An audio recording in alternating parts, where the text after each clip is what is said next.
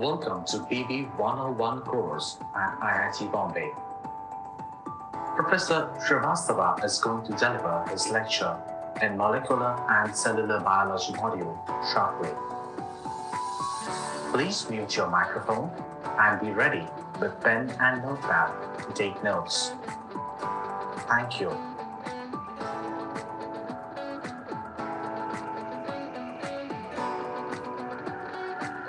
Welcome to BB 101 course at IIT Bombay.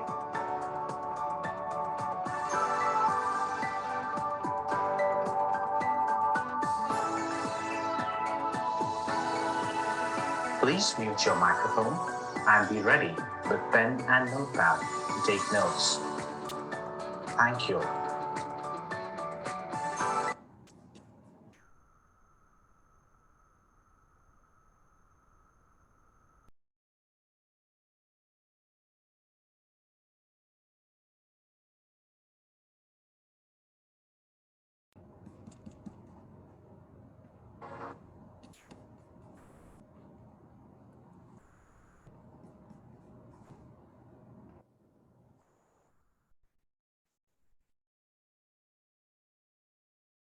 All right, very good afternoon, everyone.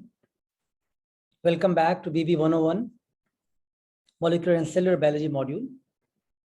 Today, we are going to talk about a cell cycle, which we left in the last class, and then going to start some exciting topics on biotechnology and DNA tools. So lecture outline, we'll first talk about cell cycle. If the cell cycle does not operate normally, it gets dysregulated. How disease like cancer may occur. Understanding about the cell has also resulted into several fundamental experiments about cell reprogramming and cloning. And then we'll move on to some of the core technologies which is driving the field of biotechnology. I'm sure right now everybody is aware of many of these terms in the pandemic era with a lot of issues going on with the testing. So I'm sure some of these will be exciting for you to now understand conceptually how these things actually work. So let's just move on first with the recap of the cell cycle which we spoke, and then we move on from there. So we have just discussed in the last class that we have different phases like G1, S, and G2 phase, which form the interphase or the much longer phase to prepare the cell. And then there is a shorter mitotic phase, which is going to drive the cell division process, which is having the prophase, prometaphase, metaphase, anaphase, and telophase. So these are the processes which we have discussed in detail last time. We are now going to look at different checkpoints which are involved in regulating the cell cycle. And one checkpoint is shown in the G1, which is very crucial checkpoint. We have then the G2 checkpoint and the M checkpoint. So again, what are these checkpoints? And as I think I had mentioned it as an example earlier, that if you're just driving very fast on the road, to control your speed, you have speed breakers or you have the traffic police to control that. And likewise, in the cell also, the cell has to be regulated in a very orchestrated manner. So if there are irregularities, then at these checkpoints, the process will be stopped. So therefore, these are the very important checkpoints. And how cell is going to have those police or those roadblocks, they are going to look into some proteins which can do these activities. So in our cell, when we are looking at the cell cycle, group of proteins which are known as cyclins, and then there are some kinases, which is cyclin-dependent kinases. Kinases are the group of protein which can be involved in transferring the phosphate residues, and they are involved in the phosphorylation activities.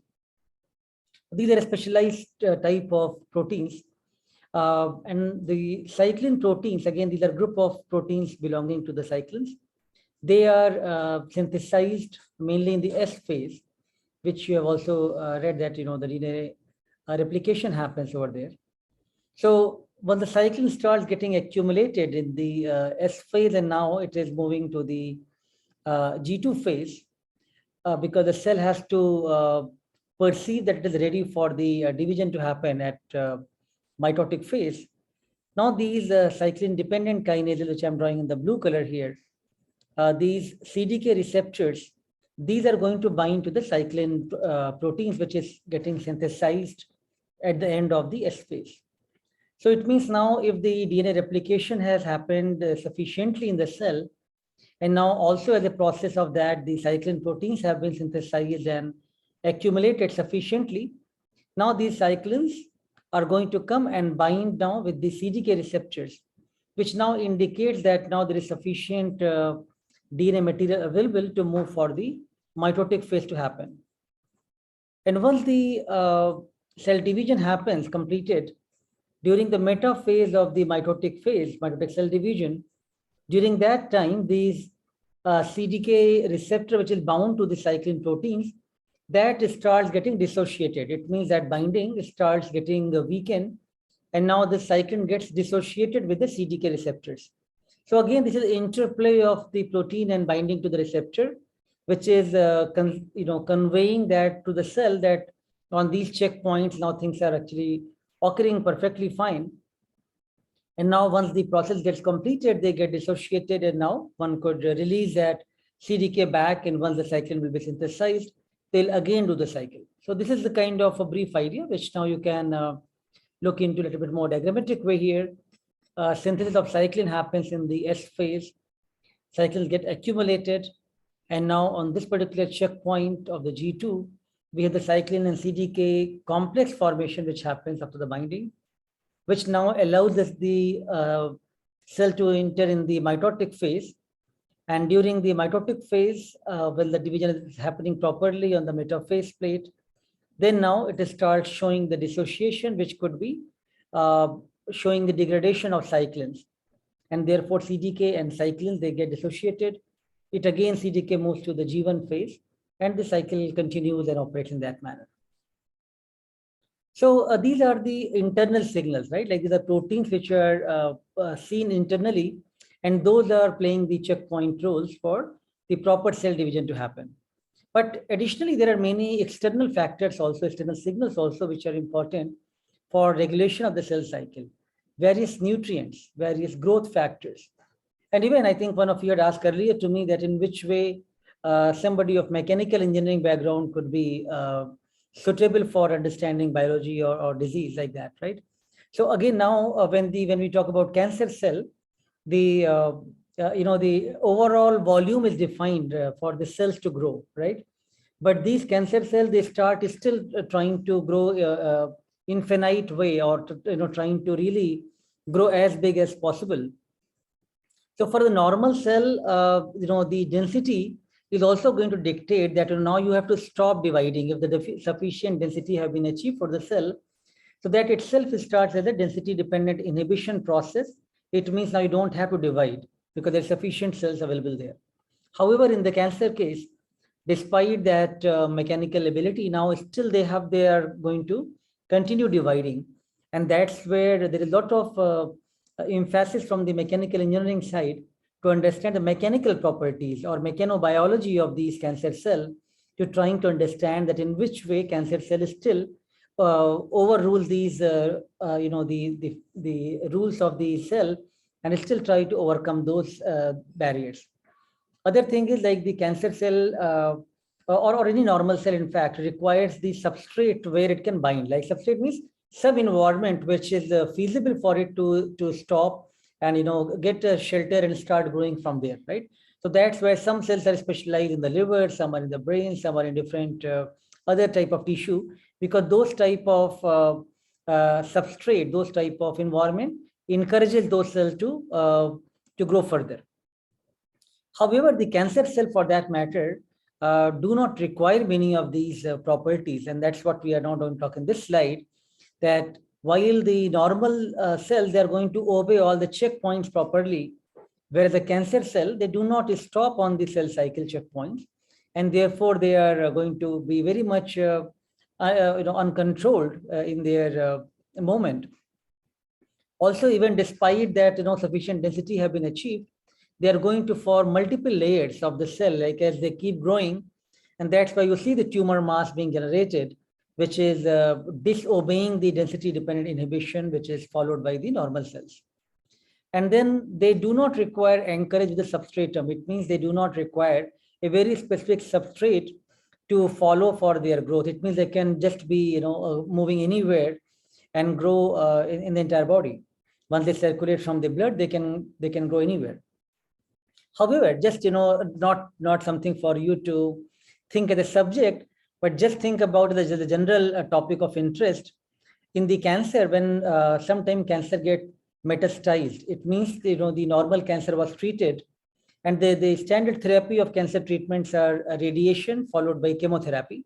Of course, surgery is first done wherever the tumor can be removed, and then you radiate that to ensure that sufficient whatever the tumor cells were there either have been removed or they have been killed. And then further, to avoid any cancer cell moving in the bloodstream or anywhere, you would like to control them with the chemotherapy. However, the entire treatment has even peripherally you might be involved, but you have learning that it's very tedious process, very painful process, and still there has been very limited success with this kind of therapeutic approaches. And more so when a cancer is being treated, the primary tumor was removed. Let's say, let's think about some very common type of tumor in women, which is breast cancer, for example, that is easily dissected out, and there is a good chances of survival of these patients. However, once in a while it happens, or in fact quite often it happens, that cancer recur or the cancer get metastasized. After a few years, you will see the cancer is going to regrow, and that actually raises a lot of problem, because now the primary tumor was treated, and now secondary tumor is again after a few years is getting recurred. So now, how to understand this tumor? This is actually one of the most difficult subject in the cancer field to treat the the metastatic cancer. And the major challenge here is why I spoke or thought about this point is that let's say in this kind of breast cancer, when it is going to get metastasized, now it may even change the location. It may not come to the same organ, but rather it might move to bone, it might move to a lung, it might move to liver, some of these other primary organs. And therefore, but you will not see everywhere. You will not see going to pancreas, you will not see going to heart, you will not see going to some other organ. It's only very, preferably it only goes to these 3 or 4 organs, which I just mentioned to you. It means even they are getting metastatic or recurrent, still there are some substrate or some environment which actually gives them better shelter to regrow, right? And that's where I mentioned to you that, while cancer cell does not require substratum for their anchorage, but there is something there which is helps the metastatic cells to regrow. And there are some substratum, some environment which actually favors them. This is still one of the key challenging topic for the research. However, homing of some environment which favors the metastatic cell to grow is one of the theory which many people are trying to work on. I hope this is a little tough topic. It will, as you go along, you read more about it, you'll actually feel that, okay, despite our knowledge of cell biology and this particular cancer research over the decades, still the progress made, our understanding is very limited. We have still a long way to go. And that's where people are trying to use very many type of anti-cancer drugs to try out or look at, whether they can control these cancer cell inhibition. So for different type of cancer, and of course, you cannot do this experiment directly on the patient. You can't just take a patient and you give any kind of drug. So a lot of research goes on, and that's where preclinical trial and clinical trial, various type of studies happen. So one quick way of doing research, or a safer way of doing research, is to look into the cell lines. It means to grow the cells in the laboratory environment, and then try to treat the cells with these drugs and look at the effect of these anti-cancer drugs on the cancer cells. Now, these cancer cells, there are some standard cell lines which is available commercially in different facilities. It means they are maintaining the same stable cells of different type of cancer origin, like, for brain tumor, there are different cancer cell line, colorectal cancer or breast cancer, different type of cell lines are available, which one could purchase and do research on those cell lines. However, there is more emphasis if you can get the tissue samples, tumor tissue of the patients, and try to grow those tumor cells directly in the culture condition, and then try to generate the patient-derived cells. That could be more meaningful for doing your actual experiments on that, because that is going to give you much more patient-specific information, or the real, the patient-specific thing. So these are the way how the research is progressing. Of course, this is really one of the topic which is of great concern. COVID has recently taken over everything, but the cancer still remains, the major challenge in front of all of us. We do work very actively on different type of cancer projects in our lab at IIT Bombay, in collaboration with Tata Memorial Hospital and ACTRAC and KEM hospitals in Mumbai. These are the large centers which are treating the cancer patients. And for various brain tumor and colorectal cancer and other projects, we get these directly patient samples, which we then try to understand in different ways using our mainly protein-based technologies, proteomics-based technologies. However, to just give you some idea how these experiments are being done in the lab settings, I'm just going to show you this experiment, and then we will just briefly discuss about this result. Of course, not everything is just meant for your quiz or exam. Many of these things we also want to give you some idea where exactly we stand in this particular challenging problem for the research purpose. So let me just show you this particular experiment, and then we talk about it. Hello guys. So before starting the cell culture, we should maintain some basic need of cell culture things, because we are culturing cells which are prone to contaminants like bacteria and fungus. So you can see we have maintained the laminar food in a proper, in a UV chamber. It is actually a UV chamber where we at least give 20 minutes of UV treatment before starting the experiment. And now, since we have kept it before 20 minutes, I'll turn off the UV, and before opening the sash hood or the door of the laminar, we should turn the airflow. So you can hear the airflow. The laminar is made in such a way that the all side of the laminar, you can see there is a flow, so that other particles or aerosols or any particle from the external environment cannot enter inside the laminar. The cells I'm using is HCT116, and how the drug is affecting the cell cycle progression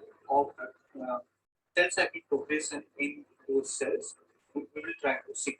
So by performing the basic step of this of the experiment, I will explain the basic of cell culture that we do in our lab. We store our cells in this incubator, which is supplied with carbon dioxide, but at 37 degrees Celsius, and it is actually an humid chamber. Okay, so H2 and CO takes the pH of 1.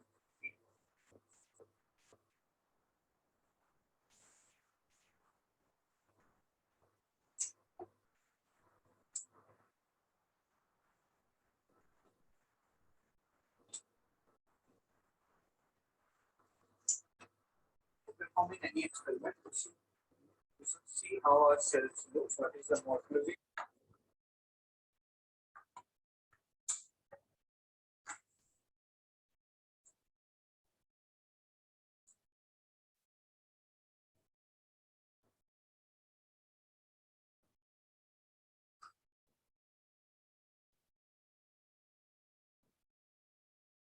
Let us now see the process of trypsinization and how we make cell suspension. Okay. Cells are adherent. We have to first remove the media, and then we will add the proteolytic enzyme, that is the trypsin. We'll add trypsin just to cover. So this is the trypsin. It comes with trypsin EDTA solution. Remove media from the wells.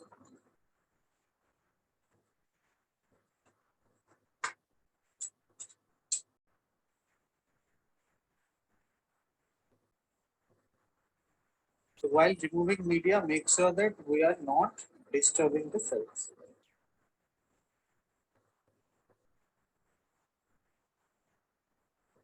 So while removing media, make sure that we are not disturbing the cells. Now, After removing the media, we will give a brief wash with PBS. This will make sure that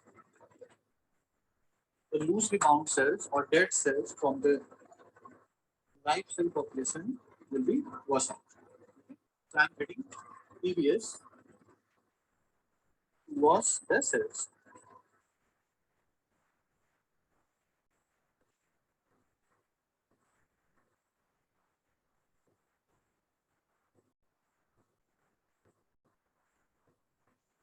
The PBS wash is done. Now we will add the proteolytic enzyme.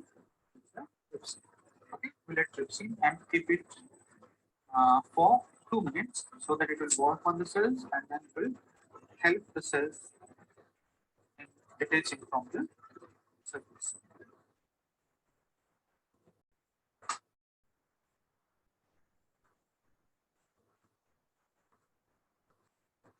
Now, once the incubation is over, we will add media to the trypsinized cells to neutralize the effect of trypsin. This is an important step, otherwise, trypsin will degrade the cell membrane entirely. So this is how we kind of regulate the trypsinization process. So that cell will just detach from the surface, but it will not affect the cellular membrane.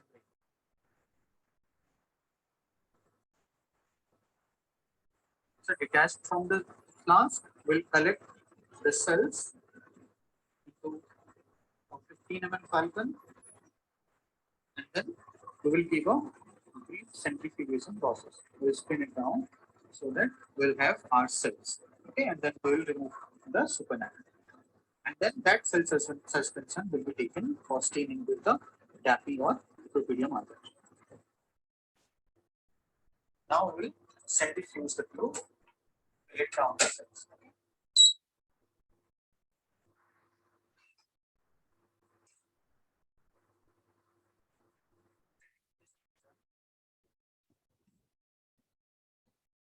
All right. So what you have just seen, these are actually experiments done in a very specialized facility, which is known as tissue culture facilities, where you do not want to have any contamination, and you are really trying to mimic the the cancer cell growth environment the way it happens inside the body, right? So you have to really look into all of these aspects. Now, requesting Avinash TA to just show you one experiment where these cells can be used. What you just see is the actual cell where it is grown. Now we'll just show where this can be used. Yeah. So thank you, sir. So I'm sharing my screen.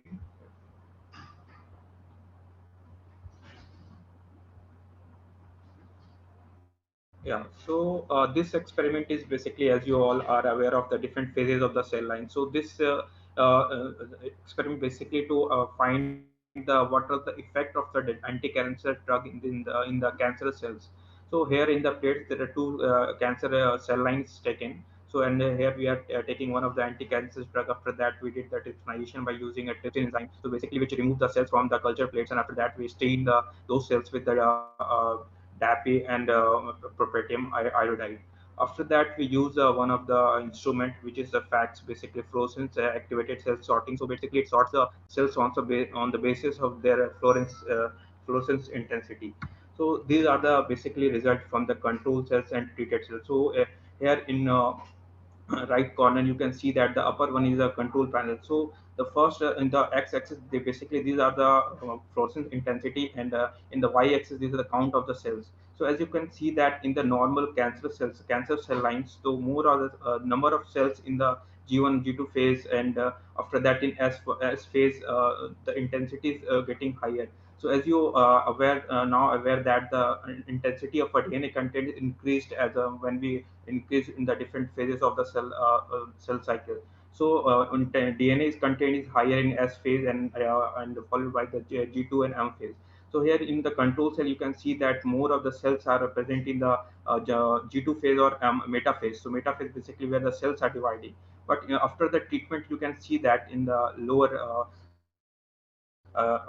bottom side of histogram. So number of cells in S phase and G2M phase is reduced due to the cancer treatment. So as you can see that these are the basically cancer cell lines, and these are treated with the anti-cancer drug. So this drug basically inhibiting the cell cycle process. So the very less numbers or cells are present in the G2M phase and S phase as compared to the normal cells. So that's all from my side. Thanks. All right. Thank you, Avinash. All right. See, we just wanted to give you a flavor of it, that what is done experimentally, and where these kind of experiment, when we want to test out the new drugs or new inhibitors, how they can be tested out. And your basic knowledge, what we have been learning about the cell cycle and looking at the cell, those will be then useful here. To understand this process in detail, there are many proteins which people would like to study. And to study them, there are antibodies which they would like to do experiments. So a lot of microscopic experiments are based on these protein and antibody reactions, and how to look into that part. Now, in this case, what we are looking at, how a drug is trying to inhibit the cancer cell, and overall how the cell population moving from the different phase of cell cycle can be checked out. And that's what was shown in this experiment. Nevertheless, there are many types of experiments being done from these cancer cells. This was just one of the glimpse of it. Once you grow the cell, you can then look at the control, which is the not treated versus the drug treated cell. You can look at the entire protein, which are all proteins getting changed in the process of this drug treatment. What actually happens is this drug is very much intended for the right targets, which is supposed to be treated, or it is unintended. For instance, one of the major problems which happens in the cancer therapy or cancer treatment is the unintended loss because of the chemotherapy. The various drug cocktail which is given to the patients, it is not only going to bind only to the specific proteins in the cancer cell, but rather they bind everywhere non-specifically. And as a result, a lot of immune system loss happens and the patients become very weak, and they show a lot of side effect and toxicity in the process. So that's where I think, understanding the process, like if you have learned from your biological experiment that these are the few protein which is very crucial for cancer to be controlled, and now you are trying out a drug which could bind to that protein. In response to this particular drug and protein interaction, which other things are changing? Is this drug only specifically going to bind to this protein of interest, or going to bind everywhere, or going to make a lot of changes? So many type of follow-up experiments happen as a part of the this understanding process, which is the part of the research, and then only successful research results being taken forward for the clinical trials, and then subsequently goes for regulatory approvals. There are many questions then answered in this particular area. The process is still very challenging, ongoing. There are many questions which comes to your mind, which comes to all of our mind, that various type of growth problem which we see in the cancer cell, how the cancer cell, they live very long. What makes these cancer cells so powerful? I'm sure you are thinking about some question. You can think about more questions from here now. Many other food for thoughts for you to think about it and start reading about and see if you can find any better answer for these questions. Why don't the cancer cells die normally like the normal cells? Like, what makes them so powerful and immortal? Missing checkpoints, why they do not obey the normal cell rules, and how can they escape the destruction when you are actually treating them with some drugs? So there is a good Nature review article, which I will share with you for you to read. And as I mentioned, it will actually highlight our research in some of these key areas as of now, but also more importantly, what are the still major questions to be addressed. So while we are looking into different fundamentals and trying to address this problem and trying to at least provide some solution to it, there are still many success examples where people are looking at cancer detection with using different technologies. Cancer detection is still, I think, one of the areas when technologies have made more effort and more successful effort. Therapeutic is still one of the weaker area, so what people still feel right now, that it's actually a good idea to diagnose cancer early and prevent that cancer or stop it at early stage, rather than treating the cancer which goes to the more advanced stage. And therefore, many type of circulating tumor cell markers, various type of tests being done at the early stage.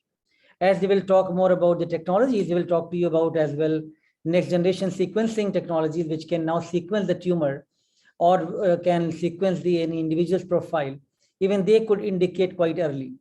Even you think about when anybody goes for the standard normal body checkup and the normal medical checkup, many type of tests being done from the blood samples. Can there be some blood-based test which could indicate early that a person might be prone for cancer? It may not be conclusive experiment, but at least it could be an early glimpse of the problem. So there are a lot of emphasis going on for the detection technologies to be developed, and that's where I think many of us and all of you who are thinking ahead in this direction, technology aspect, software aspect comes into the play here to come up with more robust technologies for the early detection of cancer, because there is some difference into normal cell and the tumor cell. Can we utilize those properties to distinguish them and trying to early detect the cancer cell? So there are some examples, like one is I just showed you here, CTC detection technology based. In United States, with very stringent, regulatory bodies there known as US FDA, Food and Drug Administration, which actually do a lot of rigorous testing, and then they actually approve any type of technology or any test or any drugs for the public usage. In this case, what is seen on a cancer cell, there are different type of proteins present, different type of markers of the proteins present, which could be used to test that this particular individual is having cancer. For example, you might have heard about in the older men, the prostate specific antigen is being tested for the prostate cancer. So idea is to look at from the body fluids that, is there somebody can be detected early for the cancer. So these type of detection technology, this is more known as immunocytological technology, immune system based measurement looking at antigen antibody reactions. So now if we know that there are some proteins which is highly expressing in cancer cell, and if there is antibody which is binding to that protein, then there could be detection system to try to detect the signal of the antigen antibody reaction. So there are many technologies based on this. What is shown you here is one of the success example of CTC technology. There are many molecular tests being developed as well, as I said, based on the next generation sequencing and other kind of technologies. Many emphasis is there to detect tumor early and try to prevent that rather than going to very advanced and then struggling to find the right therapy. Of course, what it comes to now, many of your mind that, okay, all of this looks very theoretical. Is there any way it is relevant to what we are studying, and can we also contribute in any ways possible for these kind of bigger problems, right? So I'm just going to show you a clip of some research being done, with many of the students like you. Like this is one of your senior, just the second year student, Cavalier. And he's going to talk briefly about, some work he's doing in our lab. And at least, he will probably give you some glimpses that in which way computationally also one could try to make some contribution to understand these problems. So let me just share his clip to you. I'm a research intern at the Proteomics Lab of IIT Bombay under Professor Sanjeeva Srivastava. I'm a second year mechanical engineering student, and today I'll be talking about some of the work that I've done in the past few months. So my main project is biomarker research for colorectal cancer. So before we dive right in the project, I want to tell you a little bit about the incentive for doing research work. So the research is very current on a topic of your interest. Then you gain a lot of knowledge about newer and expert things. I personally underwent a training program through which I learned a variety of tools, softwares, and other theoretical understanding that are needed to undertake this kind of a work. And this is a very good added bonus. It improves your soft skills because of the interaction with the PhD students and the professors. And an impactful publication feels good, to yourself, that you're making an impact to the entire society. And it will help you to understand literature. Right now, research papers might be a little daunting. So it also helps to understand them. Then handling big data, specifically if you are dealing with statistical analysis. And there's also an opportunity to learn wet lab experiments. I have spent some time in the lab trying to understand how wet lab experiments are performed and how sample collection and preparation takes place. Then most importantly, you gain a lot of research experience, which might be useful later on if you plan on taking it further. So I'll tell you the basic workflow. So there'll be So what we are doing is using data sets from Proteome Exchange, and then using those proteomics data files, and then using a few softwares like MaxQuant, and then combining them with the transcriptomics data, and then performing some kind of statistical and machine learning analysis on it, and then which will tell us which proteins are correlated in both of the data. And then based on that, we plan on getting the pathway enrichment analysis, which will give us hints towards which biomarkers might be suitable for a test for the colorectal cancer. So this is the basic workflow. My role is more into the statistical analysis and the machine learning part, and also in the original data collection part, and then some targeted validation later on. So I'll be talking about the downstream statistical analysis a bit now. So MVI is missing one imputation that we have to do because our data is not perfect at the beginning. So in every step, not only in this particular field, if you're dealing with data, you'll find imperfections in data, and this is a very handy skill which comes in, which becomes very useful later on. And then also normalization is done so that we have a plain sheet to work on, and then some kind of statistical tests, PCA, t-test, fold change test, Volcano plots, heat maps, all of them are used. And here you can, I've tried to give you a flavor of all of them. And then after that, we use machine learning algorithms such as SVM, that is support vector machine, and then random forest, artificial neural networks, depending on the type of data and the constraints that we have.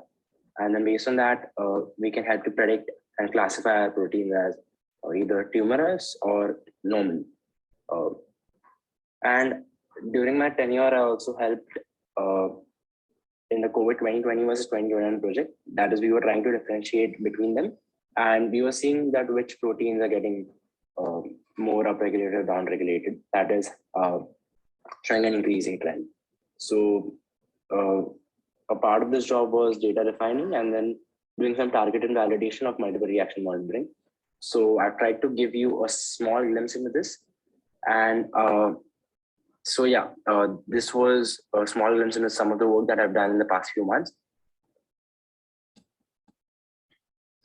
All right. So I thought, just to give you some flavor that, doing this kind of research actually is a big team effort, right? Where we start from the clinicians who are actually thinking about the clinical problem and collecting the samples. We have dedicated set of people who will then collect and transport the samples in a defined manner. Then we have these research teams who actually will work into the sample preparation part of getting the right ways of genes or proteins getting extracted in the molecular biology processes. And then after doing that, then very advanced instrumentations are involved, which would like to generate the data as much as information you can obtain from these samples as possible. And then later on, it comes to too much data, like, huge amount of big data being generated, which is terabytes and terabytes of information. How to make sense of that from your own data for thousands of genes and thousands of protein, as well as there is a lot of literature-based data available. So that's where a lot of data mining, data analysis comes into the play, and many students from various computational backgrounds are quite useful to play an important role in this particular area. Additionally, a lot of statistical analysis comes. We have always students from maths department working in this kind of problems. And then of course, you need a lot of smart ways of narrowing down which can be the best possible test from these type of problems. And therefore you need better machine learning algorithms to narrow down these possible leads. So that's why you can see, like, there is always a very important role for people from very specialized backgrounds coming from different fields, but they're all working as one team, which is playing an important role to understand these bigger problems towards some sort of product or some test coming for the patients. This just concludes the first part. I think if I saw hands coming up and down in between, if anybody wants to ask something, please raise your hand. I can talk quickly, if then I can move to the next topic. Looks like you are happy and chat's being taken forward. Yes, Akanksha, please unmute and ask the question. Why there is no specific medicine to cure cancer? Means it can cure it. There is no specific research done yet, na? Yeah. Is there any reason? Akanksha, so again, when we talk about cancer, it's actually a very broad term, right? It's actually like one institution for that matter. Then institution has different departments, so different type of cancers are there. Then each department has different type of programs. Like if you just not talk about BSB, we have different programs. So now, like breast cancer, I'm just giving you a classical example. Over there, now we know that it is not one cancer type, but there are 4 or 5 subtypes available. In fact, 4 major subtypes available based on the different type of hormone receptors available. So now you think about cancer, a broad term, breast cancer, a specific type of organ specific cancer. And within that, there are 4 subtypes depending upon the hormone receptor levels in different women. So either it is, estrogen receptor positive, progesterone receptor positive, triple negative, or the, the HER2, Herceptin receptor based. So now the treatment requirements are different for women of different type of abundance of these type of receptors or absence of these receptors in triple negative breast cancer. So now it is not a straightforward way to just treat everybody with the same drug, which is known. There are some very good cocktail of the drugs as a part of chemotherapy, which is being used.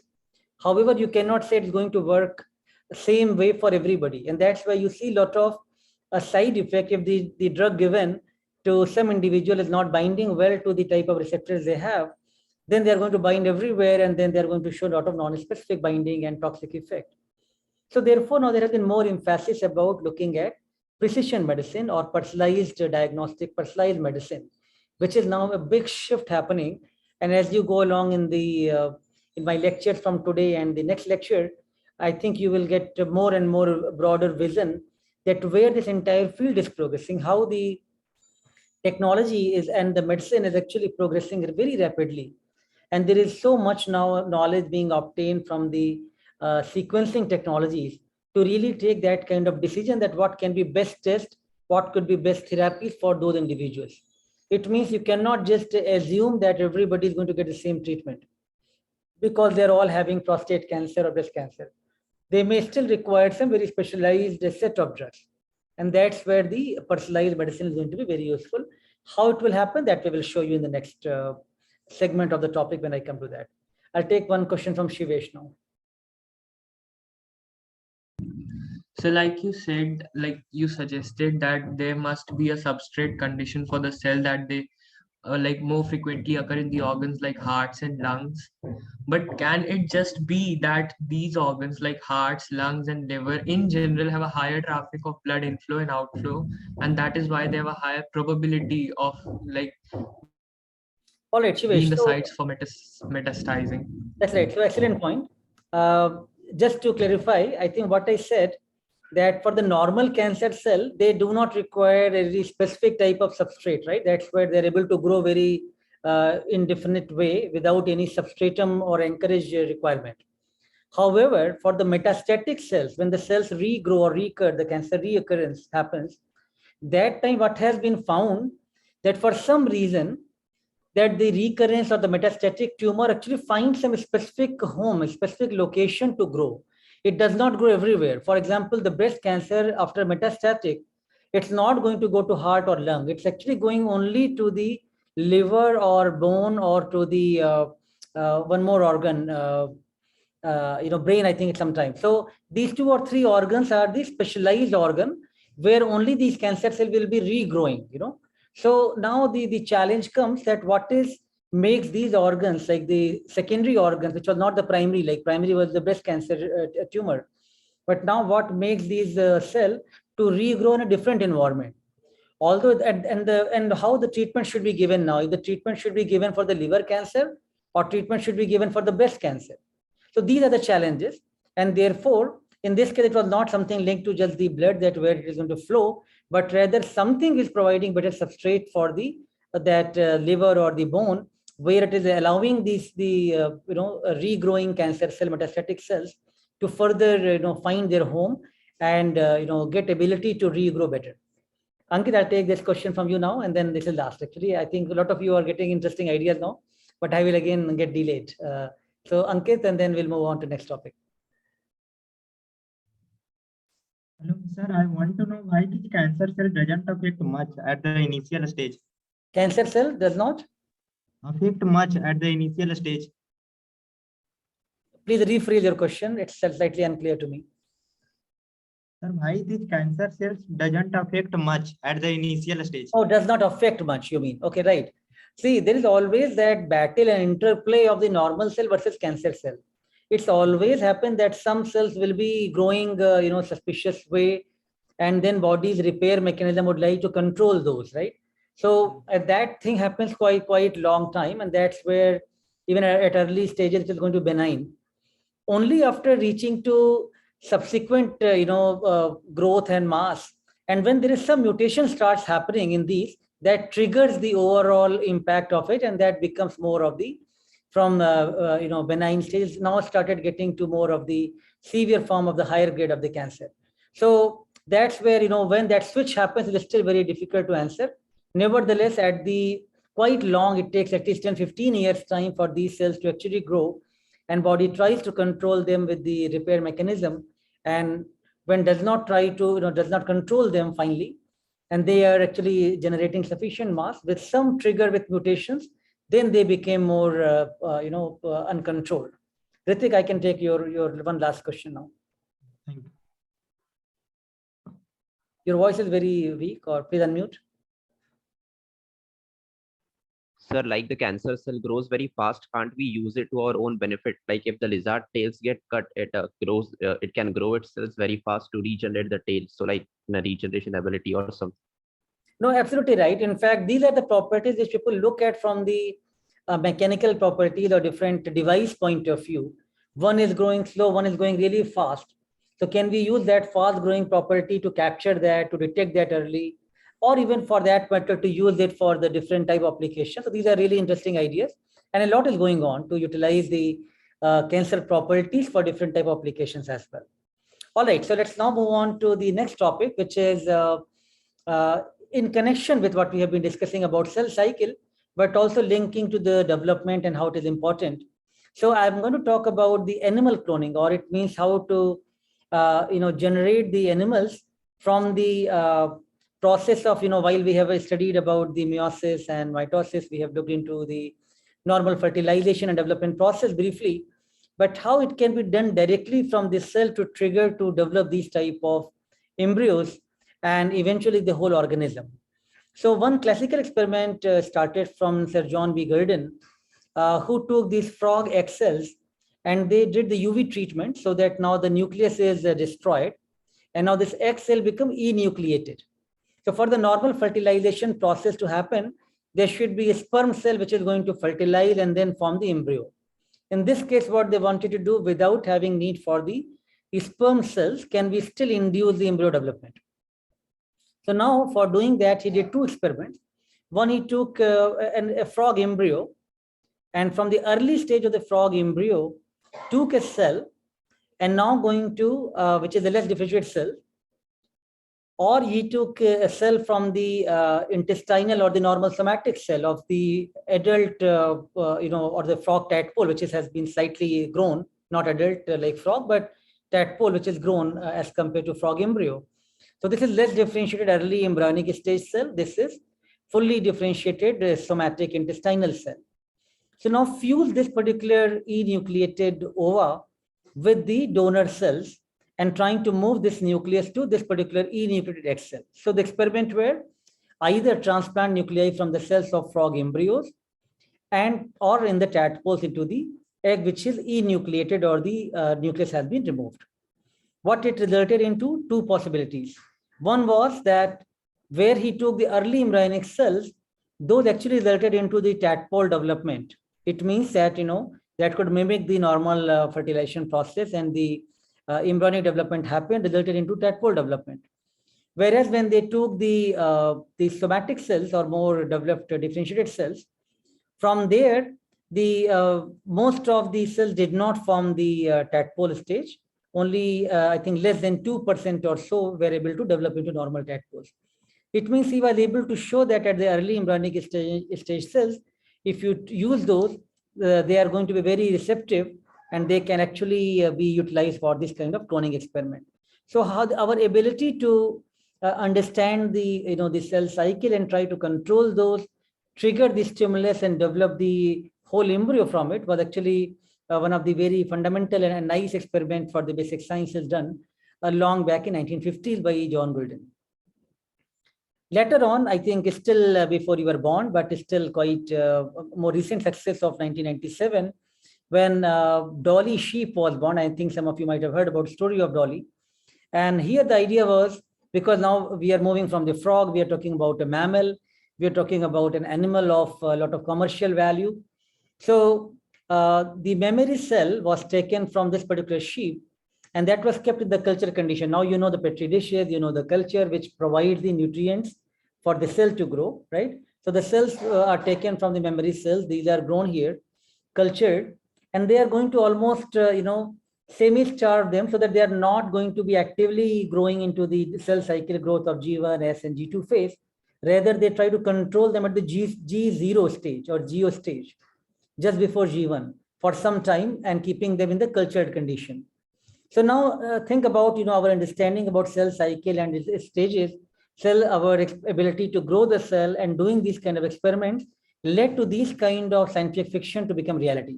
So now he took the memory cells, grew those cells, and from another sheep took the X cell. Again, like Gordon, this nucleus was removed. An idea was to take this nucleus and take the another cell, memory cell here, not the need for the sperm cells, and now fuse these two so that the nucleus from the memory cell goes into the X cell here, which happened here. And now you have to provide some trigger, some stimulus so that this cell could start forming the embryo.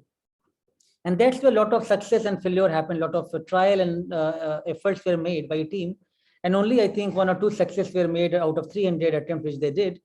After some sort of, electrical trigger or the even nutritional kind of changes to be given, now one could grow these early embryos.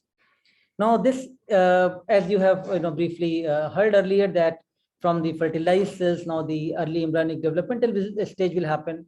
Now this early embryo was transplanted to the third sheep, in the uterus of the third sheep, to use as a surrogate for growing this particular embryo. And from this third sheep, the Dolly was born, right? Now you keep hearing in the news on and off about various type of IVF, in vitro fertilization happening. Surrogacy is getting more and more robust and common. You may have heard about Shah Rukh Khan and other kind of celebrities using surrogacy as a way for, you getting their child. So these are the things which is already shown at the earliest stage, but more so like without need for the both sperm and egg cell to be fused and then making embryo, but rather directly take the egg cell and use any of the normal somatic cell to use that fusion to trigger the early embryonic development. That became the cloning. And that was the first reality happened with the Dolly, which actually lived several years, I think 9 to 10 years lived. And this is scientist Ian Wilmot who did this experiment, gets credit from the Roslin Institute in Scotland. I had some opportunity to share a dais with him at Harvard when he was speaking about the cloning part, and we were invited to speak on the proteomics part.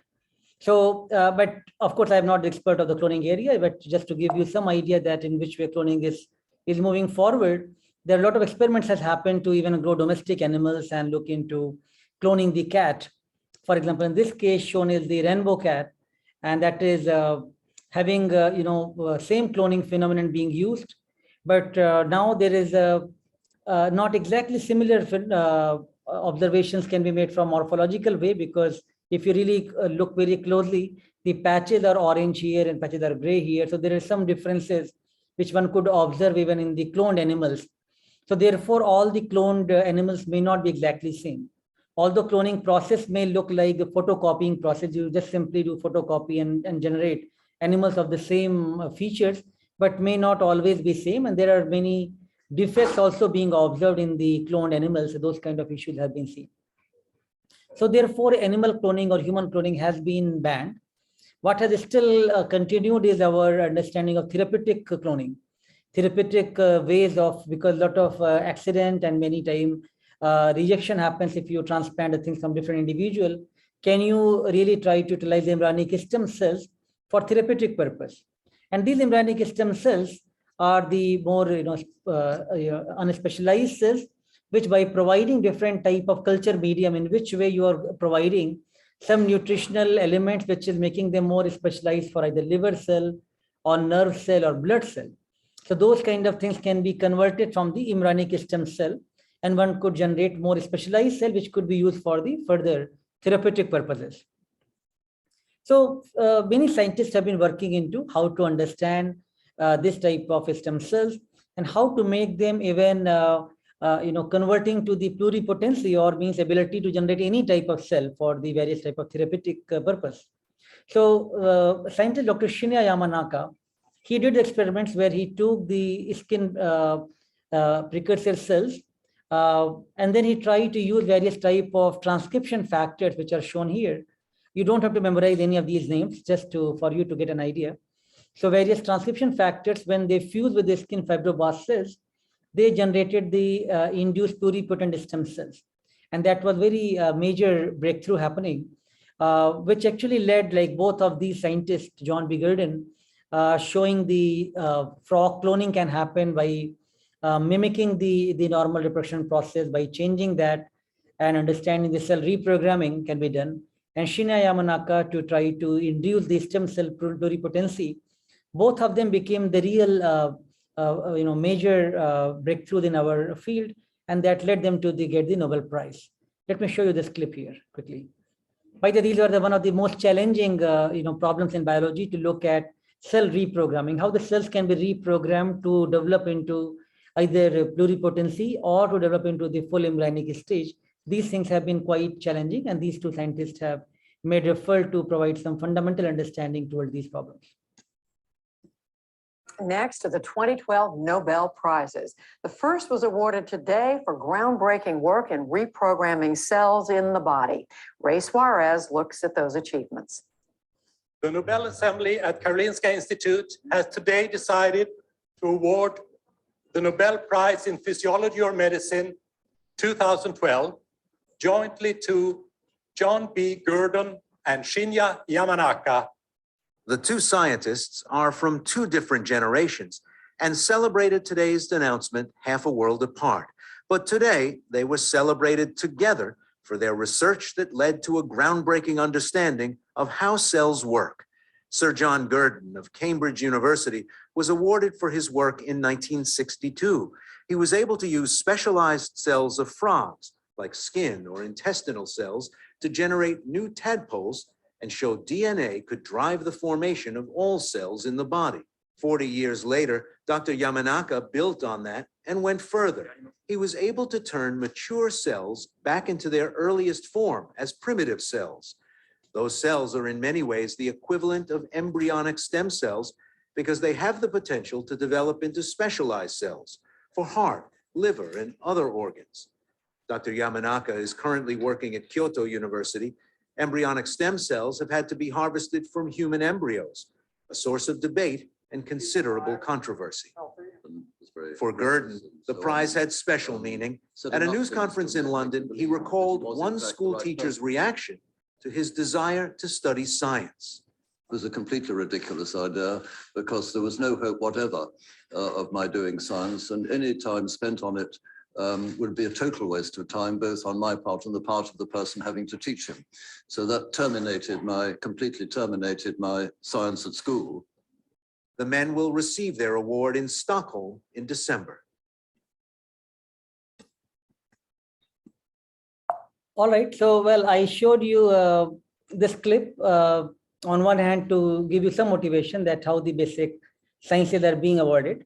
And also from John B. Gurdon's speech, might given at least some of you motivation that, you never know, your basic understanding at some point can prove many people wrong around you, and you might be able to contribute something out of the box, which can give some new solution to society. All right, so while these things were happening, many of the research in the area of cell reprogramming, understanding the cloning process. In South Korea, there was some major breakthrough research was happening by Dr. Hwang Woo-suk. He made many cloned animals from the cows, Korean cow and dairy cows. He also showed some other method of embryonic stem cell for the cloning purpose. And they were almost, having the towards success for the human somatic cell cloning, although that was the time when the cloning was actually got banned. So he published some very seminal papers. Of course, I'm not going to talk about the details of it, which published in the very prestigious journal like Science. Some of you are just starting in your scientific career. The journals like Science and Nature, these are the topmost journals where publishing your scientific findings means that, these are very credential findings, very new breakthroughs, which society can now follow, scientific community can take forward. So the very rigorous peer review process, very rigorous scientific process is involved of going through and getting something published in these journals. So Hwang Woo Suk and his team published some back-to-back papers in Science, and he was like a star in the Korea, pride of Korea, almost next to their president status he had, where anywhere in the Korea he can travel with the flights, and all kind of amenities were given to him. And whole Korean scientific community and public were almost celebrating his success, that, in which way he's on the cover page of these top journals and showing that cloning could be so straightforward. In their interviews, actually, he used to mention that Korean people, they eat from the chopsticks and their hands are so good for doing the self-reprogramming based work. And that has given them some edge about doing this lot of cloning success. Unfortunately, in the scientific review process, you have to make sure that your scientific findings are very credential and having very sound data for that. Very soon after these papers got published, many people started replicating their data in their labs because they would like to also clone the different type of animals or look at different type of pluripotency. So now many people started doing the experiments, and they found some problem that they cannot reproduce the data in their labs. Then they started looking at the papers, published papers from Dr. Hwang Woo Suk and his team in Science in more detail. And they started finding some problems of some images are not looking correct. Some images look like duplicate. Somewhere they're mentioning about 15 cell lines. Somewhere they're mentioning 11 cell lines. A lot of discrepancies started coming to the scientific community, which they started reporting back to the editor of the Science journal. These journals, they take these kind of things very seriously and immediately start some sort of investigation, which is what's shown here now. The journal Science has received and reviewed the summary of the report from last night of the Seoul National University Investigating Committee that has been looking into 2 papers published by Dr. Hwang and his colleagues in South Korea in Science in 2000 and 2004 and 2005. The findings involve serious research misconduct, finding that both papers contained fraudulent data and fraud. So these are very serious issues. If the data is not reproducible and the community finds it's actually having fraudulent, then immediately university starts acting on it. They have to justify how this research being carried there.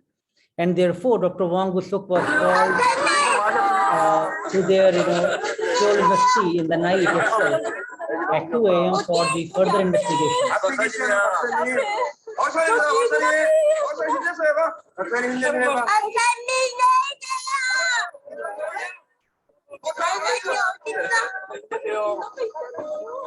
And what I want to show you here that, while he was being called for investigation,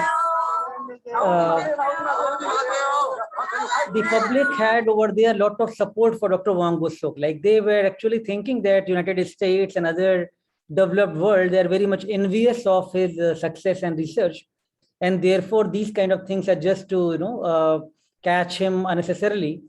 And the complete, public is on the road in the 2 a.m. in the night for supporting that, we are with you, Dr. Hwang Woo Suk, and you will come back without any problem. So after all this investigation happens, the university looks for the things in much more detail. And therefore, now the next set of story develops from here. Disgraced stem cell researcher Hwang Woo Suk has been sentenced to 1 year and 6 months in prison and 2 years of probation for embezzling state and private funds and buying human eggs. The Supreme Court issued the verdict Thursday, which comes 8 years after he admitted to faking his research. The ousted Seoul National University professor was indicted in 2006 on charges of fabricating the results of his human stem cell research and embezzling nearly $2 million in research funds from the government and 2 domestic companies, SK Group and Nongyap. All right. So after he was found guilty, then he was sentenced to jail, and of course his entire scientific career got everything got stopped. He was not allowed to do any research, and you can see on one hand you have success like Nobel Prizes and a lot of fundamental contribution you can make. On the other hand, these kind of thing also happens. But while in Japan, Dr. Shinya Yamanaka was the one who made the seminal contribution for the understanding the pluripotency of the stem cell. Another scientist in Japan from the Riken Center, Dr. Haruko Obokata, she was also working in a similar area, but her research work gave another breakthrough where she tried to now convey that like Dr. Shinya Yamanaka, you don't need transcription factors to induce the pluripotency. Rather, you can use a phenomenon known as STAP, or stimulus-triggered acquisition of pluripotency, where by simply changing the pH of these media, you can actually induce the pluripotency of these cells. That actually turned out to be pretty simple and fancy idea, that how by changing the pH environment of the cell, one could try to change the pluripotency. And then these papers got published more recently, 2014, 2015. In Nature journal, another top journal, right? And a lot of big reputation is there for Riken Center, but people started following some issues as we go along. But let's just first look at the research clip here. Dr. Haruko Obokata is used to working quietly in her Kobe laboratory, far away from the attention of the outside world. But today, the young researcher was suddenly plunged into the media spotlight as news of her breakthrough spread around the world. She told the collected journalists that early on, her idea was considered so bizarre, she'd nearly given up on it altogether. Nobody believed me when I told them what I'd found. So one time when I was lying awake in bed at night, I told myself that I'd scrap the experiment completely if I didn't get results the next day. Well, that next day sort of turned into 5 years. Dr. Obokata and her team have managed to regenerate stem cells from mature adult cells by immersing the tissue samples in mild acid. So far, it's only been done with mice, but if it works for human cells too, it could lead to all sorts of new treatments. All right, well, but unfortunately, that data again did not turn out to be true, and some issues arise from this finding. Scientists from a leading Japanese research institute have apologized for the grave mistakes in recent papers on a new way of creating stem cells. The research was hailed as a revolutionary discovery when published in January in the British journal Nature, but mounting questions about the methodology and results forced the Riken Center to take action. NHK World's Takafumi Terui reports. Riken scientists. All right, so again, this is one of the big institutes with so many Nobel laureates there. And immediately institute started doing investigation about these research.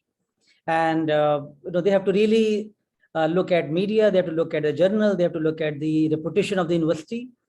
After very thorough investigation, what they actually came up with, that they would like to give another chance to Dr. Obokata to try to reproduce her experiments. And she was then actually asked to work in the video surveillance, where she has to work in the lab but under the CCTV, and given 6 months time to reproduce that data. Unfortunately, that did not happen, and she had to apologize for it.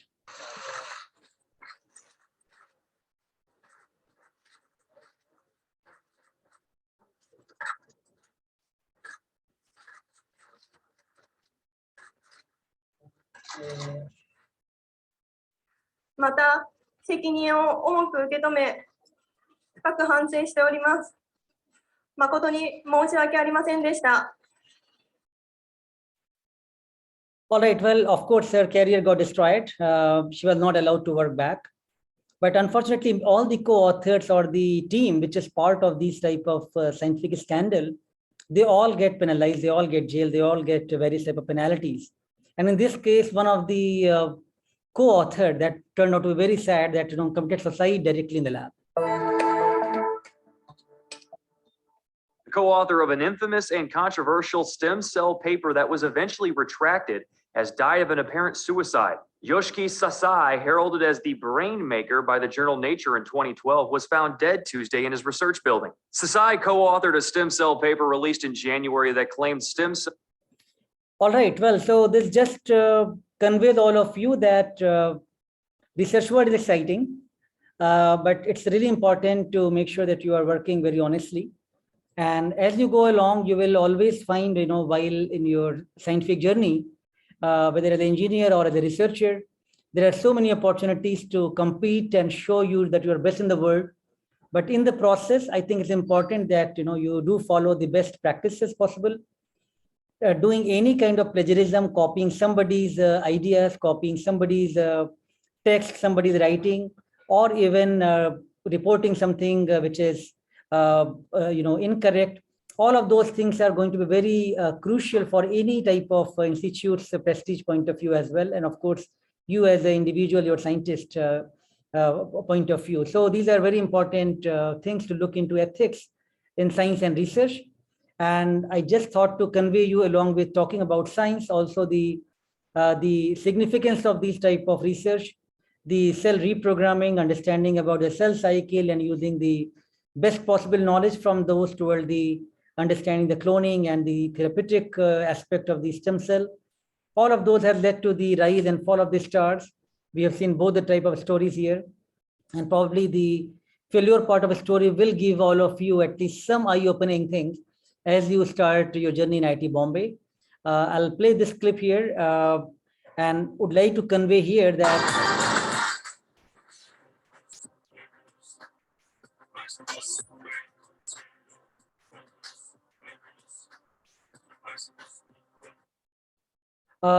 these public, what I just showed you was the real clip actually in the South Korea.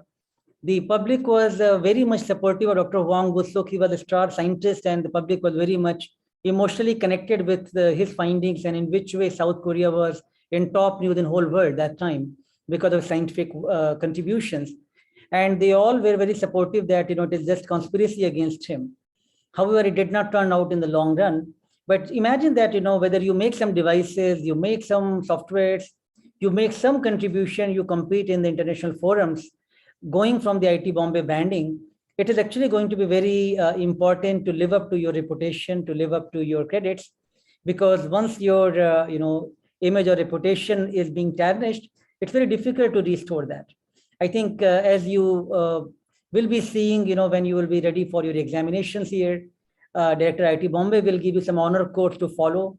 It's important as a practice, not that you can do because you're online and nobody is seeing that, but some way you can do some sort of misconduct. But that's actually a wrong thing to inculcate. Important thing is with the honest way, how best you can move forward. And I'm sure you can go a very long way, even if you are not being on top of everything, but as long as you're working sincerely toward those goals. So these are something which is, I think, we thought to convey you, along with understanding the biology and science, that the importance of the research ethics and philosophy and looking at the high credibility of your work. Let me now move on to the slightly serious but a shorter topic for the day today about DNA tools and biotechnology. I'll just talk to you about one key technology, which is recombinant DNA technology, which you hear all the time, genetic engineering or recombinant DNA technology. Recombination means like in some way you are recombining two types of molecules. So now in this case, what is happening, bacteria has been exploited very well by the genetic engineers to make multiple copies of the genes. What we spoke earlier was the animal cloning or the organism cloning, to make multiple copies of those organism or animal. In this case, we are looking at multiple copies of genes to be made, because those could be used for various type of genetic research, various type of further testing. So now if you take a bacteria has these bacterial chromosome and plasmid, which is extra chromosomal material.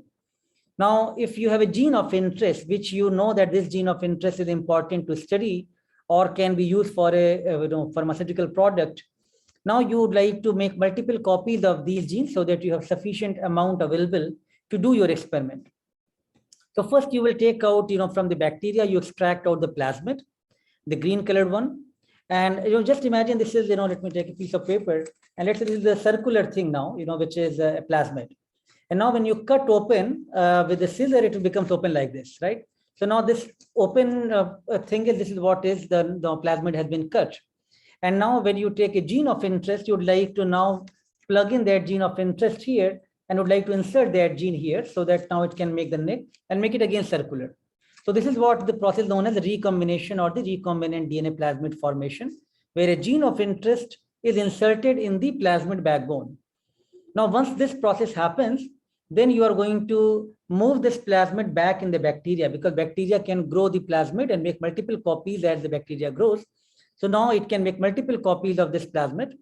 And once you, now a bacteria will keep growing, and you can now grow in different test tubes or the fermenters, generate a large amount of these copies.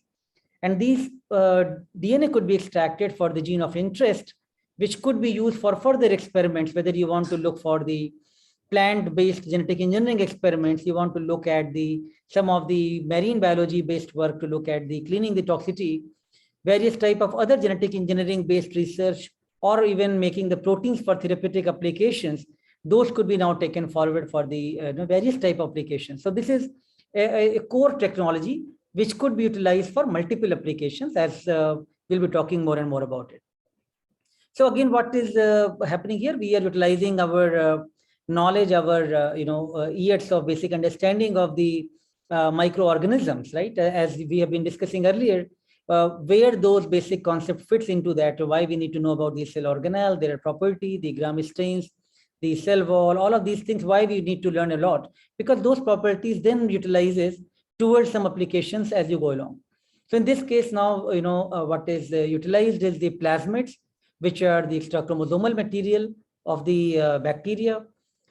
These are double-stranded, they are covalently closed, circular molecules.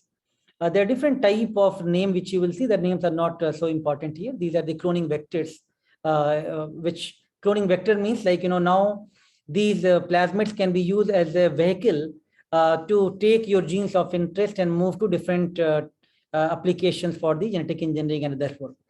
So this is where genetic engineers have tried to work with making these kind of genetically engineered plasmids. Different type of names have been given. Do not worry about the name. What is important here to look at, there are different type of antibiotic sites have been created, which is throughout in this particular thing for ampicillin, chloramphenicol, tetracycline, etc. And there is the origin of replication there. So these type of genes have been inserted in the bacterial plasmid backbone, which could be utilized for our experiment as we do, because when you are growing the bacteria on the plate, you cannot select is that the bacteria of your interest, which is the genetic engineered bacteria, or a normal bacteria which is growing from the environmental condition. You cannot differentiate the two. But if your LB agar plate, which we showed you earlier, if you add, let's say, one of the antibiotic, tetracycline in that, and the genetic engineered bacteria, which you are now showing this plasmid, if that one is having the tetracycline in the backbone, only this particular genetic engineered plasmid could survive on the plate, whereas anything else, which is all the environmental bacteria, they will not be able to survive on that antibiotic. So therefore, this is where different knowledge has been exploited for the genetic engineering experiments. A lot is exciting here to talk, and I will really take more time. In the next class, I'm getting indication from the TL that I have to stop here because quiz has to start. All of you have also indicated you need 1 2 extra minute time. So today we are going to give 13 minutes time for the quiz, for your quiz to happen. Let me stop sharing my slide. I will continue from here, talk about more recombinant DNA technology and the gene cloning experiments. Let TAs share the link here in the chat to start the quiz in Moodle. I can still talk to 1 or 2 of you here as we are starting the quiz, but also I'll be available to talk to you more immediately after you finish your quiz. We do want to do the quiz on time, given that we don't want the other classes to be late. So please start your quiz. I'm here. I'll be happy to talk to you about some interesting and curious questions which you have. Anything immediately linked to quiz, I can ask right now, talk right now, but otherwise we are starting the quiz right now. All right. I see some hands raised. Roll number 20123.